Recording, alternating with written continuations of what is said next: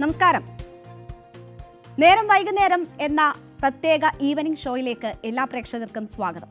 ഒരു ദിവസത്തിൽ കുറേ പേർക്ക് തിരക്കുകൾ ഒഴിഞ്ഞ ഒരു സമയമാണ് ഈവനിംഗ്. മറ്റു ചിലർക്ക് തിരക്കിലേക്കുള്ള തുടക്കം ഈവനിങ്ങിലായിരിക്കും. എന്തായാലും നമ്മൾ ഒരു യാത്ര ഒരുമിച്ച് ഈ വൈകുന്നേരം ആരംഭിക്കുകയാണ്. ഇന്നു മുതൽ എല്ലാ ദിവസവും വൈകുന്നേരം വാർത്തകളുടെ ഏറ്റവും തിരക്കേറിയ കുറച്ച് മണിക്കൂറുകൾക്ക് ശേഷമുള്ള ഒരു സമയം നമ്മൾ ഒരുമിച്ച് ഒരു യാത്ര പോകുന്നു. അതുവരെയുള്ള വാർത്തകളിൽ സമഗ്രമായി പരിശോധിക്കുന്നു. അതിൽ 5 ഫോക്കസ് വാർത്തകൾ നമ്മൾ പരിശോധിക്കും. ഒപ്പം പ്രേക്ഷകർക്ക് ഇഷ്ടപ്പെടുന്ന, പ്രേക്ഷകർ അറിയാൻ കൊതിക്കുന്ന ചില സെഗ്മെന്റുകളും ഉൾപ്പെടും. അങ്ങനെ നമ്മൾ ഇന്നു മുതൽ നേരം വൈകുന്നേരത്തിലൂടെ ഒരു സായാഹ്ന യാത്ര ആരംഭിക്കുകയാണ്. എല്ലാ പ്രേക്ഷകർക്കും സ്വാഗതം.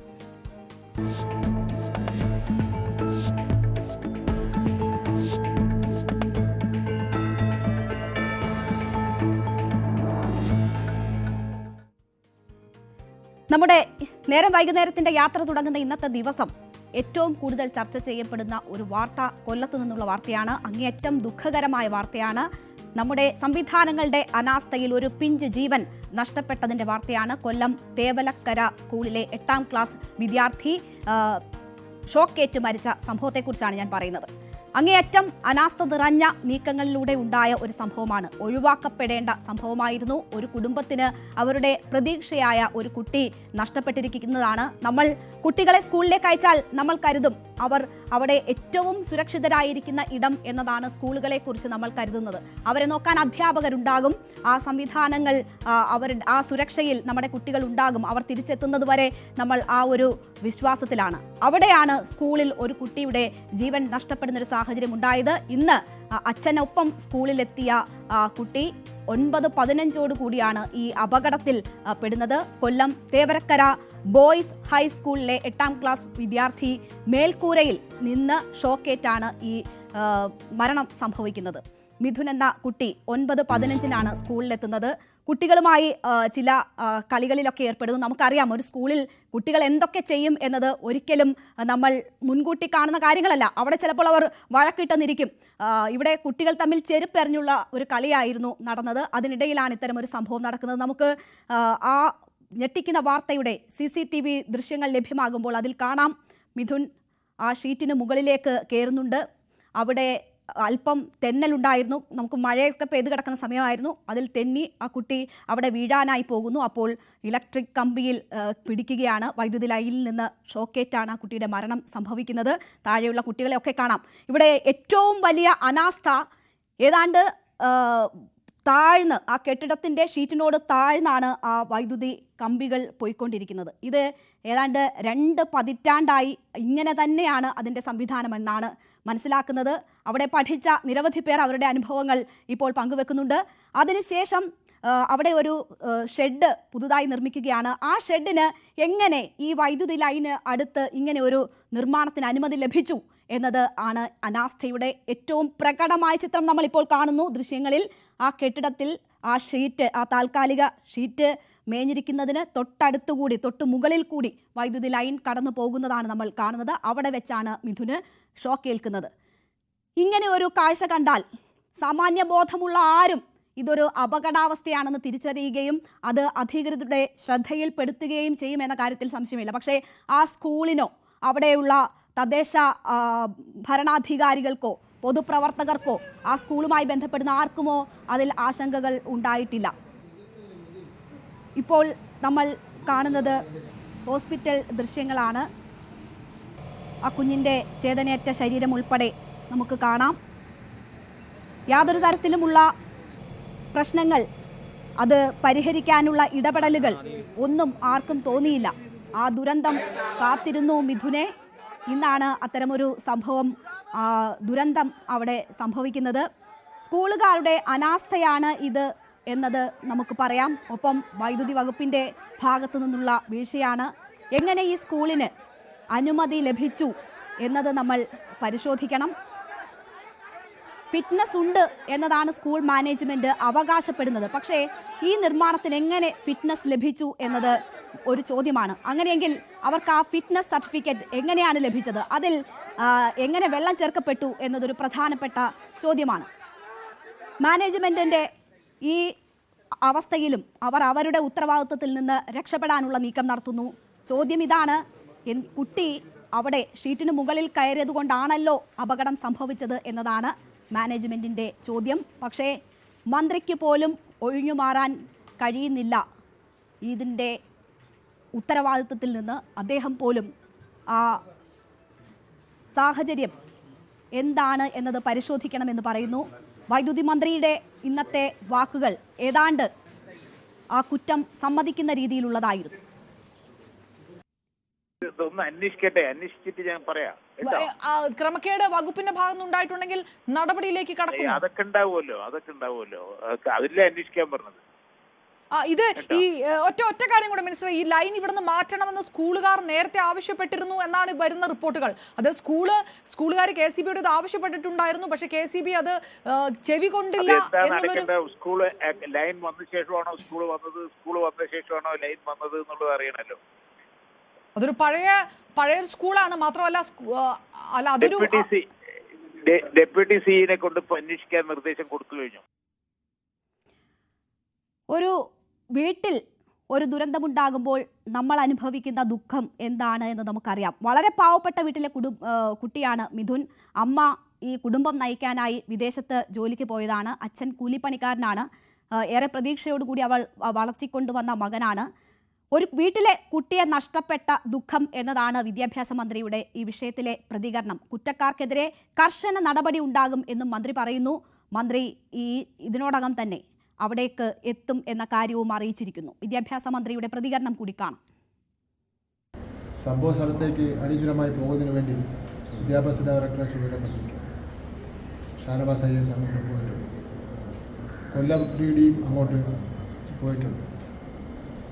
ഞാനും ഉച്ചശേഷം സംഭവ സ്ഥലത്തേക്ക് പോവുകയാണ്. യഥാർത്ഥത്തിൽ നമ്മുടെ സ്കൂൾ തുറക്കുന്നതിന് മുമ്പ് തന്നെ പലതവണ ഉദ്യോഗസ്ഥന്മാരുടെ യോഗം ചേർന്ന് കേരളത്തിലെ ഏതാണ്ട് 14,000-ഓളം വരുന്ന സ്കൂളുണ്ടല്ലോ. ആ സ്കൂൾ അധികൃതർ ചെയ്യേണ്ട കാര്യങ്ങളെ സംബന്ധിച്ചിടത്തോളം നിരവധി പ്രാവശ്യം പറഞ്ഞിട്ടുള്ളതാണ്. ഒരു 100ഓളം വരുന്ന കാര്യങ്ങൾ നിങ്ങൾ ഇന്നത് ചെയ്യണമെന്ന് പറഞ്ഞ് നോട്ട് തന്നെ അവർ കൊടുത്തിട്ടുള്ളതാണ്.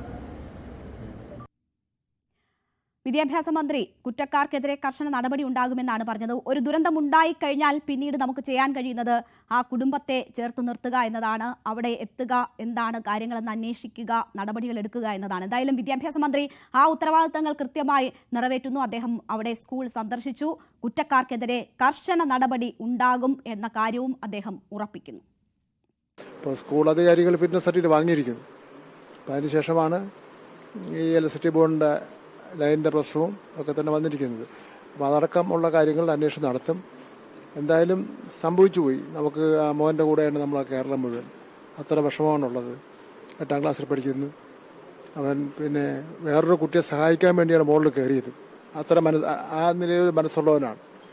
അപ്പോൾ അവൻ്റെ അമ്മയുടെ സ്ഥലത്തില്ല. അപ്പോൾ പിന്നെ അങ്ങനെ ഒരു സാഹചര്യമാണ് ഉള്ളത്.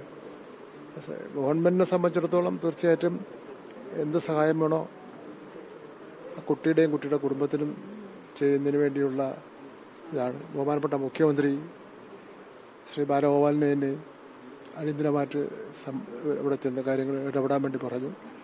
മുഖ്യമന്ത്രി ഡൽഹിക്ക് പോയിരിക്കുന്നു. അതുകൊണ്ടാണ് സംഭവം. എന്തായാലും ഒരു സമഗ്രമായ അന്വേഷണം തന്നെ ആവശ്യമാണ്. 14,000 സ്കൂളുകളുള്ളതിൽ അവിടെ ഒന്നും സംഭവിച്ചില്ല. ഇവിടെ മാത്രം ഇങ്ങനെ ഉണ്ടായെന്ന് പറയുമ്പോൾ അതിലെന്തെങ്കിലും ഒരു വീഴ്ച ഉണ്ടായിട്ടുണ്ടെങ്കിൽ ആ വീഴ്ചയ്ക്ക് ഉത്തരവാദിയായവരെ കർശനമായ നടപടി സ്വീകരിച്ച് നിയമത്തിന് മുന്നിൽ കൊണ്ടുവരും. എന്നാൽ വ്യാപക വിമർശനമാണ് ഇതുമായി ബന്ധപ്പെട്ട് ഉയരുന്നത്. പ്രതിപക്ഷ നേതാക്കൾ ഉൾപ്പെടെ രംഗത്ത് വരുന്ന സാഹചര്യമുണ്ട്. ഇതിൽ സ്കൂൾ അധികൃതർ മാനേജ്മെന്റിനുണ്ടായിട്ടുള്ള വീഴ്ച വളരെ പ്രകടമാണ്. ഒപ്പം തന്നെ ഈ വൈദ്യുതി വകുപ്പിന് വലിയ രീതിയിലുള്ള വീഴ്ച സംഭവിച്ചു എന്ന വിമർശനവും ഉയരുന്നുണ്ട്. ആ പ്രതികരണങ്ങൾ കൂടി കാണാം. PK കുഞ്ഞാലിക്കുട്ടി മാധ്യമങ്ങളെ കണ്ടപ്പോൾ പറഞ്ഞത്. നമ്മൾ കാണുന്നത് ഓരോ ഡിപ്പാർട്ട്മെൻറ്റുകളുടെയും അനാസ്ഥയാണ്. അനാസ്ഥ അതിൻ്റെ മൂർധന്യാവസ്ഥയിൽ എത്തിയിരിക്കുകയാണ്. വൈദ്യുതി വകുപ്പിൻ്റെ ഒരു ലൈൻ ഇത്ര താഴ്ന്ന വിദ്യാലയത്തിൻ്റെ മുകളിലൂടെ പോകുന്നുണ്ട് എന്നുള്ളത് ആ ഡിപ്പാർട്ട്മെൻറ്റ് കണ്ടില്ല എന്ന് പറഞ്ഞാൽ ഇതൊക്കെ വല്ലാത്ത അനാസ്ഥയാണ്. കേരളത്തിൽ ഒരിക്കലും തന്നെ കണ്ടിട്ടില്ലാത്ത അനാസ്ഥയാണ് ഇപ്പോൾ ഓരോ വകുപ്പിലും കാണുന്നത്. ഇതിൽ ഒരു സംഭവം ഉണ്ടായാൽ അതിൽ അസ്വാഭാവികമായിട്ടുള്ള ഒരു മരണമാണ് സംഭവിച്ചിരിക്കുന്നത്. അതിൽ അധികൃതർക്ക് വീഴ്ച സംഭവിച്ചിട്ടുണ്ട് എന്നത് വളരെ പ്രകടമാണ്. അപ്പോൾ വിമർശനങ്ങൾ ഉണ്ടാകും. അതിൽ എം വി ഗോവിന്ദന്റെ പ്രതികരണം ആ സ്കൂൾ ഭരിക്കുന്നത് CPM അല്ല എന്നുള്ളതാണ്. അവിടെയുള്ള മാനേജ്മെന്റ് ജനകീയ സമിതിയാണ്, അതിൽ പാർട്ടിക്കാരുമുണ്ട്. ആവശ്യമായ പരിശോധന സർക്കാർ സ്വീകരിക്കുമെന്നും എം വി ഗോവിന്ദൻ പറഞ്ഞു. അതീവ ദുഃഖകരമായ ഒരു സംഭവമാണ് ഘട്ടാന്തരം വിദ്യാർത്ഥിയായ മിഥുന്റെ മരണം. അത് സംബന്ധിച്ച് ആവശ്യമായ പരിശോധനയും നിലപാട് സ്വീകരിച്ചു പോകുന്നതാണ് ഗവൺമെന്റിന്റെ നിലപാട്. ഞങ്ങളതിനോട് പൂർണ്ണമായിട്ട് യോജിക്കുകയാണ്. പാർട്ടി ഭരിച്ചാലും ഭരിച്ചില്ല, പാർട്ടിക്ക് ഭരിക്കാനുള്ള സ്കൂളൊന്നുമില്ല ഇവിടെ. അതായത് ജനകീയ സമിതിയാണ്, വെറുതെ ആവശ്യമില്ലാതെ രാഷ്ട്രീയത്തിലേക്ക് കടത്താൻ വേണ്ടി ശ്രമിക്കുകയാണ് മാത്രമേ ഉള്ളൂ. അതൊരു ജനകീയ സമിതിയാണ്. ആ ജനകീയ സമിതിയിൽ പാർട്ടിക്കാർ ഉൾപ്പെടെ എല്ലാവരും ഉണ്ട്.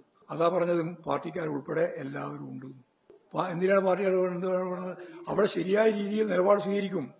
വീഴ്ച പറ്റിയിട്ടുണ്ടെങ്കിൽ തിരുത്തി ആവശ്യമായി മുമ്പോട്ടേക്ക് പോകാൻ വേണം. അതിന് ഞങ്ങൾക്ക് തർക്കമൊന്നുമില്ല.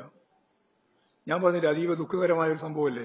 8ാം ക്ലാസ്സിൽ പഠിക്കുന്ന ഒരു കുട്ടി ഇതുപോലെ ദാരുണമായി മരിക്കുന്നു എന്നുള്ളത് വലിയ പ്രയാസം തന്നെയാണ് എല്ലാവർക്കും ഉള്ളത്. പക്ഷെ അതൊക്കെ ഒരു രാഷ്ട്രീയ മുതലെടുപ്പിന് വേണ്ടി ഉപയോഗിക്കുന്നു എന്നുള്ളതാണ് ഏറ്റവും ഗൗരവമുള്ള പ്രശ്നം. അതാണ് പ്രതിപക്ഷത്തിന്റെ ഒരു അവസ്ഥ.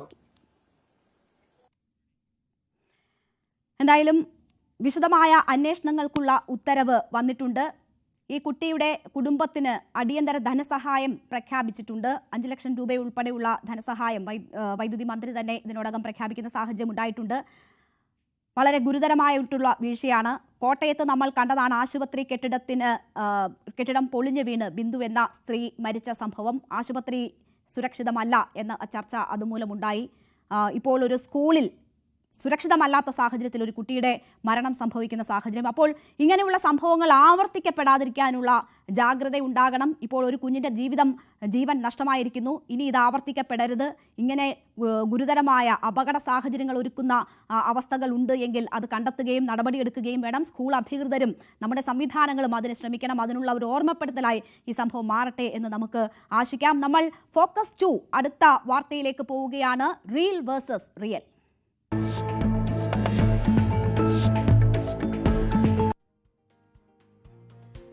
കോൺഗ്രസിലെ റിയൽ വേഴ്സസ് റിയൽ യുദ്ധത്തിലേക്കാണ് നമ്മൾ പോകുന്നത്. ചാണ്ടി ഉമ്മനെ മുൻനിർത്തിയാണ് കോൺഗ്രസിൽ പുതിയ പടയൊരുക്കം കാണുന്നത്. പഴയ എ ഗ്രൂപ്പ് ചാണ്ടി ഉമ്മന്റെ നേതൃത്വത്തിൽ അല്ലെങ്കിൽ ചാണ്ടി ഉമ്മനെ മുൻനിർത്തി പൊടിതട്ടിയെടുക്കാനുള്ള സജീവമാക്കാനുള്ള ശ്രമങ്ങളാണ് ഇപ്പോൾ നടന്നു വരുന്നത്.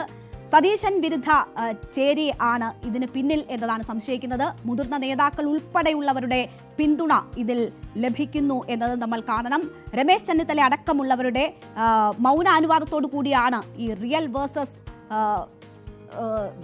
റിയൽ യുദ്ധം നടക്കുന്നത്. അതിൽ റിയലിനൊപ്പമാണ് ചെന്നിത്തല ഉൾപ്പെടെയുള്ള നേതാക്കൾ. പാലക്കാട് തെരഞ്ഞെടുപ്പിൽ നമ്മൾ കണ്ടതാണ് ചാണ്ടി ഉമ്മന്റെ പ്രസൻസ് വളരെ കുറവായിരുന്നു. എന്നാൽ നിലമ്പൂർ ഉപതെരഞ്ഞെടുപ്പിലേക്ക് എത്തുമ്പോൾ ചാണ്ടി ഉമ്മൻ അവിടെ സ്കോർ ചെയ്തത് നമ്മൾ കണ്ടതാണ്. ഏതാണ്ട് 3000 വീടുകൾ കയറി ഇറങ്ങി വോട്ട് അഭ്യർത്ഥിച്ച ചാണ്ടി ഉമ്മനെ പ്രശംസിച്ച് നിരവധി പേർ രംഗത്ത് വരുന്നത് നമ്മൾ കണ്ടതാണ്. അതിൽ മുതിർന്ന നേതാക്കളുണ്ട്, യുവ നേതാക്കളുണ്ട്. അത് ഒരു സന്ദേശമായിരുന്നു. ഇപ്പോൾ ആ സന്ദേശം കുറച്ചുകൂടി വ്യക്തമാവുകയാണ്. കോൺഗ്രസിൽ KC വേണുഗോപാലിന്റെ കൂടി മൗനാനുവാദത്തോടു കൂടി ഒരു പുതിയ ദ്വന്ദ്വം രൂപപ്പെടുന്നു എന്ന് വേണം മനസ്സിലാക്കാൻ. അത് സതീശനെതിരെയാണ്, ഷാഫിക്കെതിരെയാണ്, അവരുടെ കൂട്ടുകെട്ടിനെതിരെയാണ് എന്ന സാഹചര്യമാണ് നമ്മൾ കാണുന്നത്. എന്താണ് ചാണ്ടി ഉമ്മനെ ഇപ്പോൾ ഈ അടുത്ത കാലത്ത് ശ്രദ്ധേയമാക്കിയ കാര്യങ്ങൾ എന്ന് നോക്കിയാൽ, ചാണ്ടി ഉമ്മൻ ഏർപ്പെടുന്ന വിഷയങ്ങൾ നമുക്കറിയാം. ഏറ്റവും ഒടുവിൽ നിമിഷപ്രിയയുടെ കേസിലും ചാണ്ടി ഉമ്മൻ ഇടപെടുന്നു. ചാണ്ടി ഉമ്മന്റെ ഇടപെടലുകൾക്ക് സ്വീകാര്യത ഉണ്ടാകുന്നത് നമ്മൾ കണ്ടതാണ്. കോട്ടയം മെഡിക്കൽ കോളേജ് അപകടത്തിൽ ബിന്ദു മരണപ്പെടുന്ന സാഹചര്യം ഉണ്ടായപ്പോൾ ആ വിഷയത്തിൽ വളരെ സജീവമായി തന്നെ ചാണ്ടി ഉമ്മൻ ഇടപെടുന്നത് കണ്ടതാണ്. എങ്ങനെയാണ് കോൺഗ്രസിൽ ഇത് ഒരു ചേരിതിരിവ് അല്ലെങ്കിൽ ഗ്രൂപ്പ് യുദ്ധമായി മാറുന്നത് എന്നത് നമുക്ക് കാണാം. എങ്ങനെയാണ് പടയൊരുക്കങ്ങൾ എന്ന് കാണാം. ആ റിപ്പോർട്ട് കണ്ടിട്ട് തിരിച്ചെത്താം. ഉമ്മൻചാണ്ടിയുടെ വിയോഗത്തോടെ അനാഥമായ എ ഗ്രൂപ്പിലെ പഴയ നേതാക്കളും ഐ ഗ്രൂപ്പിലെ അസംതൃപ്തരുമാണ് KC വേണുഗോപാൽ വിഭാഗത്തിന്റെ പിന്തുണയോടെ VD ഷാഫി മാങ്കൂട്ടം ത്രയത്തിന്റെ പാർട്ടിയിലെ അപ്രമാദിത്വത്തിനെതിരെ ഗ്രൂപ്പ് വൈരം മറന്ന് ഒന്നിക്കുന്നത്. യൂത്ത് കോൺഗ്രസ് അധ്യക്ഷ സ്ഥാനത്തേക്ക് നടന്ന തെരഞ്ഞെടുപ്പിലും പാലക്കാട് ഉപതെരഞ്ഞെടുപ്പിലും രാഹുൽ മാങ്കൂട്ടത്തിനെതിരായ അനിഷ്ടം പരസ്യമാക്കിയ ചാണ്ടി ഉമ്മൻ നിലമ്പൂർ ഉപതെരഞ്ഞെടുപ്പ് പ്രചാരണത്തിനിടെ സന്ദർശിച്ചത് 3000-ലധികം വീടുകൾ. കോട്ടയം മെഡിക്കൽ കോളേജിലെ അപകടത്തിന്റെ സമരമുഖത്തും താരമായത് ചാണ്ടി തന്നെ. പിന്നാലെ നിമിഷപ്രിയയുടെ വധശിക്ഷ റദ്ദാക്കുന്നതിന് ഗവർണറെ നേരിൽ കണ്ട് നടത്തിയ ഇടപെടൽ ഫലം കാണുക കൂടി ചെയ്തതോടെയാണ് ചാണ്ടിക്ക് കൈയടിച്ച് PJ കുര്യനും T സിദ്ദിഖും അജയ് തറയിലും ഉൾപ്പെടെയുള്ള നേതാക്കൾ പിന്തുണ പരസ്യമാക്കിയത്. PC വിഷ്ണുനാഥ്, സനീഷ് കുമാർ ജോസഫ് എന്നിവർക്കൊപ്പം T സിദ്ദിഖ്, CR മഹേഷ്, മാത്യു കുഴൽനാടൻ തുടങ്ങിയ MLA-മാരും വിശാല സഖ്യത്തിൽ സജീവമായേക്കുമെന്നാണ് സൂചന. ഉമ്മൻചാണ്ടിയുടെ വിശ്വസ്തരായിരുന്ന KC ജോസഫ്, ബെന്നി ബെഹനാൻ, ഡീൻ കുര്യാക്കോസ് തുടങ്ങിയവരും A ഗ്രൂപ്പിൽ വീണ്ടും സജീവമാകുകയാണ്. മുതിർന്ന നേതാക്കളായ Ramesh Chennithala, K Sudhakaran, K Muraleedharan, Thiruvanchoor Radhakrishnan, VM Sudheeran തുടങ്ങിയവരുടെ പിന്തുണയും ചാണ്ടി ഉമ്മനെ മുൻനിർത്തിയുള്ള പുതിയ സഖ്യത്തിനുണ്ടെന്നാണ് സൂചന. നിലമ്പൂർ ഉപതെരഞ്ഞെടുപ്പ് പ്രചാരണത്തിലുണ്ടായ റീൽസ് വിവാദത്തിന് പിന്നാലെ അജയ് തറയലിന്റെ ഖാദി പരാമർശത്തിനെതിരായ ഒരു വിഭാഗത്തിന്റെ അമർഷവും PJ കുര്യൻ യൂത്ത് കോൺഗ്രസിനെതിരെ നടത്തിയ വിമർശനത്തിൽ രാഹുൽ മാങ്കൂട്ടത്തിൽ നടത്തിയ രൂക്ഷ പ്രതികരണവുമാണ് മുതിർന്ന നേതാക്കളെ ചൊടിപ്പിച്ചത്. പുതുപ്പള്ളിയിൽ നാളെ നടക്കുന്ന ഉമ്മൻചാണ്ടിയുടെ 2ാം ചരമവാർഷിക സംഗമം വിശാല സഖ്യത്തിന്റെ കരുത്ത് തെളിയിക്കുന്ന വേദിയായി മാറുമെന്നാണ് കോൺഗ്രസ് കേന്ദ്രങ്ങളിലെ വിലയിരുത്തൽ. Dan Kurian, News 18, Thiruvananthapuram. എന്താണ് ഈ സതീശൻ വിരുദ്ധ ചേരിക്ക് പിന്നിൽ? രമേശ് ചെന്നിത്തല അടക്കമുള്ളവരുടെ മൗനാനുവാദത്തോടെ പുതിയ നീക്കത്തിൽ എന്തൊക്കെയാണ് ഉദ്ദേശിക്കുന്നത്? സമീപകാലത്ത് ചാണ്ടി ഉമ്മൻ വലിയ രീതിയിൽ ഗ്രാഫ് ഉയർത്തുന്നത് നമ്മൾ കണ്ടതാണ്. റീൽസിൽ വരുന്ന താരങ്ങൾ പ്രധാനമായും ഷാഫി പറമ്പിലും രാഹുലുമാണ്. അപ്പോൾ അവർക്കെതിരെയാണ് ഈ നീക്കം. അതിന് പല ലക്ഷ്യങ്ങളുണ്ട്. അത് എങ്ങനെയൊക്കെ പ്രതിഫലിക്കുമെന്നത് നമുക്ക് കാണാം. ഉമ്മൻചാണ്ടിയുടെ ചരമവാർഷിക ദിനം എത്തുമ്പോൾ അത് ഏതൊക്കെ തരത്തിൽ പ്രകടമാകുന്നു എന്നത് നമുക്ക് കാത്തിരുന്ന് തന്നെ കാണേണ്ടതാണ്. എന്തായാലും വലിയൊരു നീക്കമാണ്. മുതിർന്ന നേതാക്കളുടെ ഉൾപ്പെടെ പിന്തുണ അതിനുണ്ട്. ഖാദി വിവാദം ഉൾപ്പെടെയുള്ള കാര്യങ്ങളൊക്കെ നമ്മൾ ഇതിനോട് ചേർത്ത് വെച്ച് വേണം കാണാൻ. എന്തായാലും നമ്മൾ ഇനി അടുത്തതായി പോകുന്നത് ഒരു പ്രതികരണത്തിലേക്ക് കൂടിയാണ്. മുതിർന്ന മാധ്യമപ്രവർത്തകൻ ജോർജ് പൊടിപ്പാറ ഈ വിഷയത്തിൽ പ്രതികരിച്ചത് കേൾക്കാം. പാർട്ടിക്കകത്ത് ഷാഫി പറമ്പിൽ, രാഹുൽ മാങ്കൂട്ടത്തിൽ, ഒപ്പം VD സതീശൻ എന്ന് പറയുന്ന കരുത്തൻ, ഈ 3 പേരും ചേർന്ന ആ ത്രയത്തിനെതിരെ നടക്കുന്ന, അല്ലെങ്കിൽ ആ ത്രയം കൂടുതൽ ശക്തിപ്പെടുകയും തുടരെയുള്ള തെരഞ്ഞെടുപ്പ് വിജയങ്ങളിലൂടെ പാർട്ടിയിലെ ഏറ്റവും പ്രബല ശക്തികളായി, പ്രബല വിഭാഗമായി മാറുകയും ചെയ്യുമ്പോൾ ഉണ്ടാകുന്ന ഒരു അതൃപ്തി അല്ലെങ്കിൽ ഒരു അസഹിഷ്ണുതയാണ് ഇതിന്റെ അടിസ്ഥാന കാരണം. പക്ഷെ എന്തായാലും അതിനകത്തൊരു പ്രശ്നമുള്ളത് എന്താണെന്ന് വെച്ചാൽ, ഇവർ രണ്ടുപേരും കൂടുതൽ ശക്തരാകുന്നതും അവർക്ക് എല്ലാ അനുഗ്രഹാശിസുകളുമായിട്ട് VD സതീശൻ കട്ടയ്ക്ക് കൂടെ നിൽക്കുന്നതും വലിയൊരു വിഭാഗത്തെ അത്ര സന്തോഷിപ്പിക്കുന്നില്ല, അല്ലെങ്കിൽ അവർക്കതൊരു ഒരു അലോസരം സൃഷ്ടിക്കുന്നുണ്ട്. മാത്രമല്ല, VD സതീശൻ നിലമ്പൂരിലെ വിജയത്തോടുകൂടി VD സതീശൻ ഏറ്റവും കരുത്തനായി, മാധ്യമങ്ങൾ തന്നെ ആ വിജയത്തോടുകൂടി, അത് ഇത്രയും വലിയൊരു വിജയത്തോടെ VD സതീശൻ കോൺഗ്രസിലെ ചോദ്യം ചെയ്യാനാവാത്ത നേതാവായി മാറി എന്ന വസ്തുത പലപ്പോഴും പല രീതിയിൽ പറഞ്ഞു കഴിഞ്ഞു. അതുകൊണ്ട് തന്നെ ഇപ്പൊ രമേശ് ചെന്നിത്തല പോലെ, അതുപോലെ K മുരളീധരനെ പോലെ, തിരുവഞ്ചൂർ രാധാകൃഷ്ണനെ പോലെ ഒക്കെയുള്ള ആളുകളെ സംബന്ധിച്ചിടത്തോളം അവരുടെ മനസ്സിലും പല മോഹങ്ങളും ഉണ്ട്. ആ മോഹങ്ങള് VD സതീശൻ കൂടുതൽ ശക്തനാകും തോറും അവർക്കാർക്കും വലിയ ഇല്ലാത്തൊരവസ്ഥയിലേക്ക് കാര്യങ്ങൾ പോകുന്നത് അവർക്ക് താങ്ങാനാവുന്ന കാര്യമല്ല.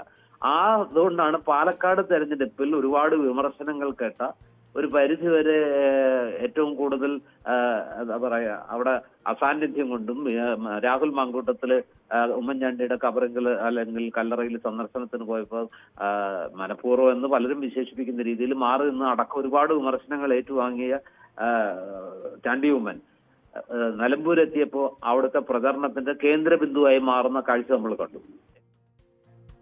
തീർച്ചയായും നിലമ്പൂരിൽ ഏറ്റവും പ്രകീർത്തിക്കപ്പെട്ടത് ചാണ്ടി ഉമ്മന്റെ പ്രചരണ തന്ത്രങ്ങളാണ്. വീടുകൾ കയറിയുള്ള അക്ഷീണമായ പ്രയത്നമാണ്. അതുതന്നെയാണ് വേണ്ടത് എന്ന് KPCC അധ്യക്ഷൻ ഉൾപ്പെടെയുള്ളവർ ചൂണ്ടിക്കാട്ടുന്നുണ്ടായിരുന്നു. അങ്ങനെ പാർട്ടിക്ക് വേണ്ടി പ്രവർത്തിക്കുന്നവർക്ക് അംഗീകാരം കിട്ടുന്നത് നമ്മൾ കാണുന്നതാണ്. VS ജോയിയെ ഇന്നലെ KPCC അധ്യക്ഷൻ പ്രകീർത്തിച്ചത് നമ്മൾ കണ്ടതാണ്. അപ്പോൾ ഇതൊരു സന്ദേശമാണ്. കോൺഗ്രസിൽ ഉമ്മൻചാണ്ടി ബാക്കി വെച്ചു പോയ A ഗ്രൂപ്പിന്റെ പുനരുദ്ധാരണമാണോ അല്ലെങ്കിൽ പുതുജീവനാണോ ചാണ്ടി ഉമ്മനെ മുൻനിർത്തി എല്ലാവരും മുതിർന്ന നേതാക്കൾ ഉൾപ്പെടെ ശ്രമിക്കുന്നത് എന്നത് നമ്മൾക്ക് കാത്തിരുന്ന് തന്നെ കാണാം. നമ്മൾ അടുത്ത വാർത്തയിലേക്ക് പോകുന്നു. ഫോക്കസ് നമ്പർ 3, ഐഷ പോറ്റിക്ക് CPM മടുത്തു.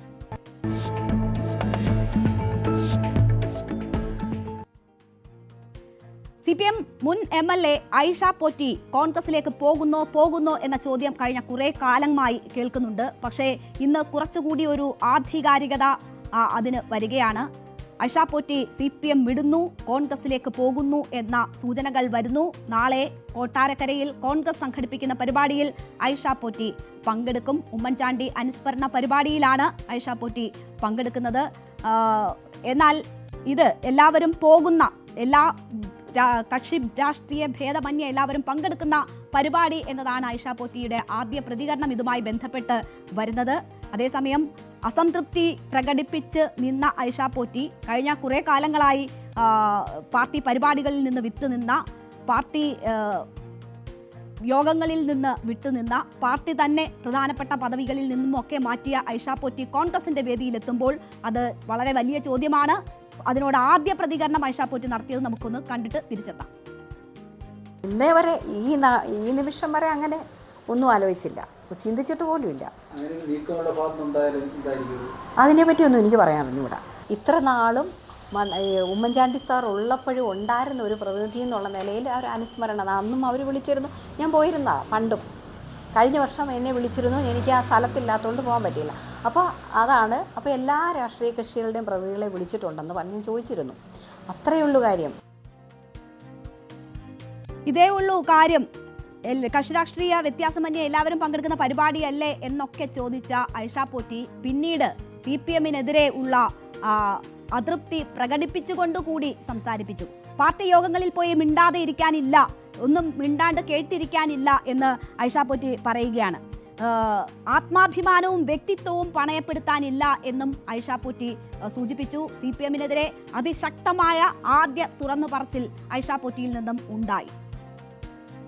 ഇപ്പോഴും നല്ല എല്ലാ കാര്യങ്ങളിലും ഞാൻ ഇടപെടുന്നുണ്ട്, എന്നെ വിളിക്കുന്ന പരിപാടികൾക്കെല്ലാം. പക്ഷെ ചുമ്മാ വിളിച്ച് അവിടെ പോയി ഇരിക്കുന്നതിനൊന്നും ഞാൻ പോകേണ്ട ആവശ്യമില്ല. കാരണം ഇത്രയും കാലം ഒരു പ്രൊഫഷൻ നോക്കി, അത് കഴിഞ്ഞ് കുറേ നാൾ ജില്ലാ പഞ്ചായത്തും MLA ഒക്കെ ആയിട്ട് ഇരുന്നിട്ട് ചുമ്മാ കേൾവിക്കാരിയായിട്ട് പോയി ഇരിക്കേണ്ട ആവശ്യം എനിക്കില്ലാത്തതുകൊണ്ട് അങ്ങനെ വിളിക്കുന്ന പരിപാടിയിൽ എനിക്ക് അറ്റൻഡ് ചെയ്യേണ്ട ആവശ്യം, അത് എൻ്റെ ഡിഗ്നിറ്റിയുടെ പ്രശ്നമാണ്. ഞാൻ എൻ്റെ ഇൻഡിവിജ്വാലിറ്റിയെ പണയം വെച്ചിട്ട് ഒരു കാര്യത്തിലും പോകില്ല. നമുക്ക് അർഹമായിട്ടുള്ളൊരു പരിഗണന തരണ്ടെങ്കിൽ അവിടെ പോകത്തില്ല, അതിൻ്റെ ആവശ്യമില്ല. അങ്ങനെയൊന്നുമില്ല. എന്നെ പരിഗണിച്ചോണെന്ന് എവിടെ പറഞ്ഞേക്കുന്നു? അതൊന്നുമില്ല. അതൊക്കെ മനുഷ്യന്റെ ബോധ്യത്തിൽ വരുന്ന കാര്യങ്ങളല്ലേ. ഒരു CPM കുടുംബത്തിൽ ജനിച്ച ഐഷ പോറ്റി ജില്ലാ കമ്മിറ്റി അംഗം, ജില്ലാ പഞ്ചായത്ത് പ്രസിഡന്റ് തുടങ്ങിയ പദവികളിൽ എത്തുന്നു. അതിനുശേഷം ബാലകൃഷ്ണപിള്ളയെ തോൽപ്പിച്ച്, അത് അദ്ദേഹം പതിറ്റാണ്ടുകളായി കൈവശം വെച്ചിരുന്ന മണ്ഡലത്തിൽ ത്രസിപ്പിക്കുന്ന ജയം നേടുന്നു. ആ മണ്ഡലത്തിൽ വീണ്ടും തുടർ ജയം നേടുന്നു. അതേസമയം ഒരു മന്ത്രിസ്ഥാനം കൊതിച്ചിരിക്കുന്ന സമയത്ത് ടേം വ്യവസ്ഥയിൽ അവർക്ക് പുറത്തു പോകേണ്ടി വരുന്ന സാഹചര്യം പാർട്ടിയിൽ ഉണ്ടാവുകയാണ്. പിന്നീട് ഐഷ പോറ്റി കാത്തിരുന്ന കൊതിച്ച സ്ഥാനങ്ങൾ വേറെയുണ്ട്. അത് വനിതാ കമ്മീഷൻ അധ്യക്ഷ ഉൾപ്പെടെയുള്ള സ്ഥാനങ്ങൾ ഉണ്ടാകും എന്ന് പ്രതീക്ഷിച്ചിരുന്നതാണ്. പക്ഷേ അതുണ്ടായില്ല. ദേവസ്വം ബോർഡുമായി ബന്ധപ്പെട്ടുള്ള നിയമനങ്ങളിൽ പ്രതീക്ഷയുണ്ടായിരുന്നു, അത് ലഭിച്ചില്ല. അതിനെ തുടർന്ന് പാർട്ടിയുമായി അകർന്നു. ജില്ലാ സമ്മേളനം നടക്കുമ്പോൾ പോലും ജില്ലാ കമ്മിറ്റി അംഗമായ ഐഷ പോറ്റി അതിൽ പങ്കെടുക്കാതിരിക്കുന്ന സാഹചര്യം കൂടി ഉണ്ടായി. അതിനൊടുവിൽ പാർട്ടി പദവികളിൽ നിന്നൊക്കെ മാറ്റുമ്പോഴാണ് ഈ രീതിയിൽ ഐഷ പോറ്റി തുറന്നടിക്കുന്നത്. ഇത് ചില തീരുമാനങ്ങൾ എടുത്തതിന്റെ സൂചനയാണ് എന്ന് നമുക്ക് കാണാം. നാളെ നടക്കാനിരിക്കുന്ന പാർട്ടിയുടെ പോസ്റ്ററുകൾ പുറത്തു വരുമ്പോൾ ഐഷ പോറ്റിയുടെ പടം വെച്ചിട്ടുള്ള പോസ്റ്ററുകളാണ് വന്നിട്ടുള്ളത്. മാത്രവുമല്ല, ഈ പരിപാടിയിൽ പ്രധാന റോൾ വഹിക്കുന്ന കൊടിക്കുന്നിൽ സുരേഷ് ഇന്ന് മാധ്യമങ്ങളോട് പറഞ്ഞത് ഐഷ പോറ്റിക്ക് മുന്നിൽ എല്ലാ വാതിലുകളും തുറന്നിട്ടിരിക്കുന്നു എന്നാണ്. അവരാണ് അവരുടെ നിലപാട് വ്യക്തമാക്കേണ്ടത്, അവരുടെ തീരുമാനം എടുക്കേണ്ടത് അവരാണ്. പക്ഷെ അവർ ഇപ്പോൾ കോൺഗ്രസിലേക്ക് അവർ വരാൻ താല്പര്യം പ്രകടിപ്പിച്ചാൽ, കോൺഗ്രസ് പോലുള്ള ജനാധിപത്യ മതേതര പാർട്ടിയിൽ പ്രവർത്തിക്കാൻ അവർ ആഗ്രഹം പ്രകടിപ്പിച്ചാൽ തീർച്ചയായും ഞങ്ങളത് ചർച്ച ചെയ്യും. തീർച്ചയായും ഞങ്ങൾ അവരുടെ മുന്നിൽ ഞങ്ങളുടെ വാതിൽ കൊട്ടിയടയ്ക്കത്തില്ല. കോൺഗ്രസിൻ്റെ ക്യാമ്പിൽ തന്നെ, മണ്ഡലം കോൺഗ്രസ് കമ്മിറ്റിയുടെ ക്യാമ്പിൽ തന്നെ രാഷ്ട്രീയ പ്രമേയം അവതരിപ്പിച്ച് ചർച്ച ചെയ്തപ്പോൾ ഐഷ പോറ്റി കോൺഗ്രസിലേക്ക് വന്നാൽ അതിനെ സ്വാഗതം ചെയ്യും, ഐഷ പോറ്റിയുടെ മുന്നിൽ കോൺഗ്രസിൻ്റെ വാതിൽ കൊട്ടിയടയ്ക്കപ്പെടില്ല എന്ന് നേരത്തെ തന്നെ കോൺഗ്രസിൻ്റെ ഒരു ക്യാമ്പിലെ പ്രമേയം തന്നെ പറഞ്ഞിട്ടുണ്ട്. എന്തായാലും ഐഷ പോറ്റിക്ക് മുന്നിൽ വാതിലുകൾ തുറന്നിട്ടിരിക്കുകയാണ്. BJPക്കാർ ഞങ്ങളുടെ ആളുകളെ കൊണ്ടുപോകുന്നു എന്നാണ് കോൺഗ്രസ് പറഞ്ഞുകൊണ്ടിരുന്നത്. എങ്കിൽ ദാ ഇപ്പോൾ കേരളത്തിൽ CPM-നുള്ളിൽ അനഭിമതരായി നിൽക്കുന്ന അല്ലെങ്കിൽ CPM-ന് അനഭിമതരായി നിൽക്കുന്ന CPM-നോട് അകൽച്ച പാലിക്കുന്നവരെ ഒക്കെ ഇങ്ങോട്ട് വന്നോളൂ എന്ന് പറഞ്ഞ് വിളിക്കുകയാണ് കോൺഗ്രസ്. പാലക്കാട് PK ശശിയെ വിളിക്കുന്നത് നമ്മൾ കണ്ടു. ഇപ്പോൾ ദാ ഐഷ പോറ്റിക്ക് വേണ്ടിയും വാതിലുകൾ തുറന്നിട്ട് കാത്തിരിക്കുന്നു കോൺഗ്രസ് എന്ന് വേണം നമ്മൾ കരുതാൻ. എന്തായാലും നിർണായകമായ 2 തെരഞ്ഞെടുപ്പുകൾ നടക്കാനിരിക്കുകയാണ്. തദ്ദേശ തെരഞ്ഞെടുപ്പ് വരാനിരിക്കുന്നു, നിയമസഭാ തെരഞ്ഞെടുപ്പ് വരാനിരിക്കുന്നു. അത് മുന്നിൽ കണ്ടുകൊണ്ടുള്ള കോപ്പുകൂട്ടൽ പാർട്ടികളും മുന്നണികളും ഒക്കെ നടത്തുകയാണ്. അതിന്റെ ഭാഗമായി തന്നെ വേണം നമ്മൾ ഇത് കാണാൻ. ഒരു പക്ഷേ കൊട്ടാരക്കരയിൽ നിന്ന് കോൺഗ്രസിന്റെ അടുത്ത സ്ഥാനാർത്ഥിയായി ഐഷ പോറ്റി എത്തും എന്നും പ്രതീക്ഷിക്കപ്പെടുകയാണ്. നമുക്ക് കാത്തിരുന്ന് തന്നെ കാണാം. ഒരു പക്ഷേ നാളത്തെ പരിപാടിക്ക് ശേഷം കൂടുതൽ പ്രതികരണങ്ങൾ ഇതിലുണ്ടാകും, ഒരു തുറന്നു പറച്ചിലും ഉണ്ടാകും. നമ്മൾ പോകുന്നു ഫോക്കസ് നമ്പർ 4ലേക്ക്. വി ജാനകി ജനകീയ കോടതി.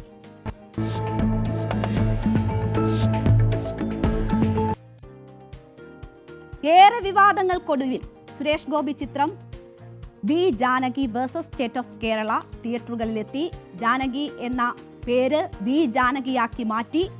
ആദ്യ പകുതിയിൽ ഏതാണ്ട് 5 ഭാഗത്ത് പേര് മ്യൂട്ട് ചെയ്ത് ചിത്രം തിയേറ്ററുകളിൽ എത്തുകയായിരുന്നു. വലിയ സമാധാനം നമ്മൾ ഇന്ന് അണിയറ പ്രവർത്തകരുടെ മുഖത്ത് കണ്ടു. നടൻ സുരേഷ് ഗോപി ആദ്യമായി ഈ വിഷയത്തിൽ പ്രതികരിച്ചു. അദ്ദേഹം പറഞ്ഞത് ഈ ചിത്രത്തിന്റെ കണ്ടന്റ്, അത് ചിത്രം മുന്നോട്ട് വയ്ക്കുന്ന കാര്യങ്ങൾ, അത് ഇനി കൂടുതൽ ചർച്ചയാകട്ടെ എന്ന ഒരു പ്രതീക്ഷ പ്രകടിപ്പിക്കുകയാണ് നടൻ സുരേഷ് ഗോപി ചെയ്തത്. എന്തായാലും വലിയ വിവാദമായതുകൊണ്ട് തന്നെ പ്രേക്ഷകർ കാത്തിരിക്കുന്ന ചിത്രമായിരുന്നു.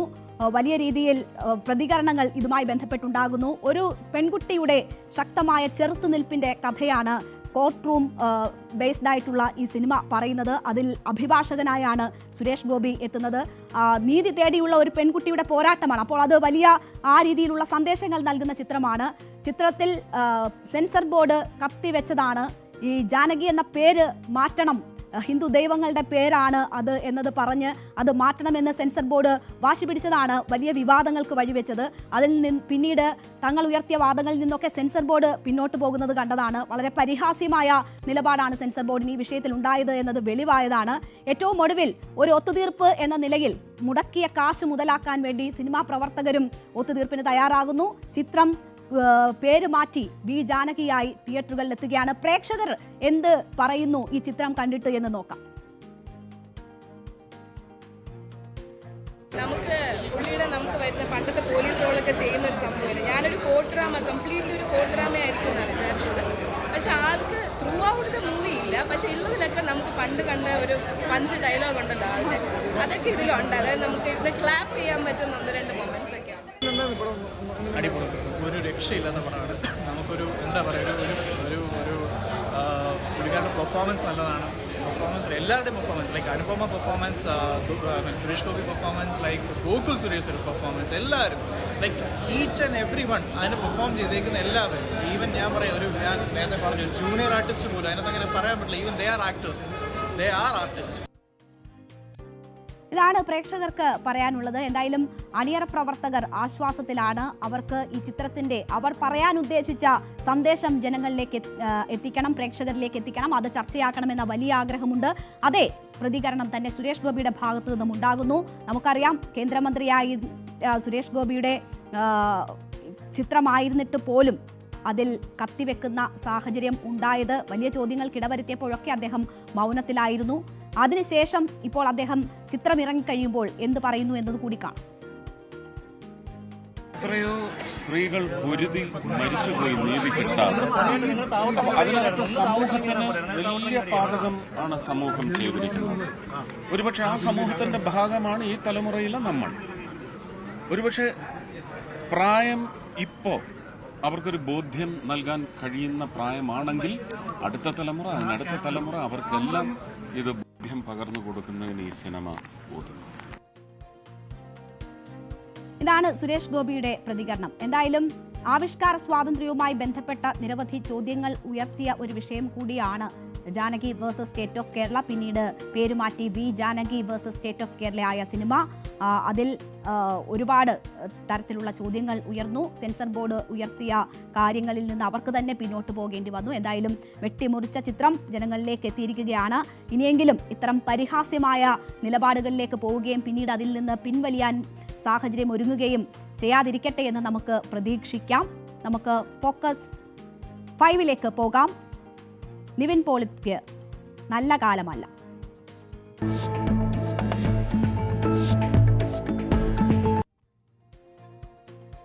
നിവിൻ പോളിക്ക് ഇത് നല്ല കാലമല്ല. ആക്ഷൻ ഹീറോ ആയ നിവിൻ പോളി ഇപ്പോൾ വില്ലനാകുന്നോ എന്ന സംശയം തോന്നിപ്പോയാൽ കുറ്റം പറയാൻ വഴിയില്ല. കാരണം വലിയ രീതിയിലുള്ള തട്ടിപ്പുമായി ബന്ധപ്പെട്ടുള്ള ഒരു കേസാണ് നിവിൻ പോളിക്കെതിരെ ഉയരുന്നത്. നമുക്കറിയാം, നേരത്തെ ചില പരാതികളൊക്കെ നിവിൻ പോളിക്കെതിരെ ഉണ്ടായിരുന്നു. അതിൽ നിന്നൊക്കെ തടി തപ്പി നിൽക്കുന്നു. ഇനി ആക്ഷൻ ഹീറോ ബിജുവിൻ്റെ സെക്കൻഡ് പാർട്ടിലൂടെ ഒരു വലിയ തിരിച്ചുവരവ് പ്രതീക്ഷിക്കുമ്പോഴാണ് നിവിൻ പോളിക്കും സംവിധായകൻ എബ്രിഡ് ഷൈനുമെതിരെ വഞ്ചനാ കുറ്റത്തിനുള്ള കേസ് വരുന്നത്. ഏതാണ്ട് 1,90,00,000 രൂപ പറ്റിച്ചു എന്നതാണ് തലയോലപ്പറമ്പ് സ്വദേശിയും നിർമ്മാതാവുമായ ഷംനാസിന്റെ പരാതി. എന്തായാലും കോട്ടയം തലയോലപ്പറമ്പ് പോലീസ് ഈ വിഷയത്തിൽ കേസെടുത്തിരിക്കുകയാണ്. FIRന്റെ കോപ്പി ന്യൂസ് 18 ലഭിച്ചു. വിശദമായ റിപ്പോർട്ട് കാണാം.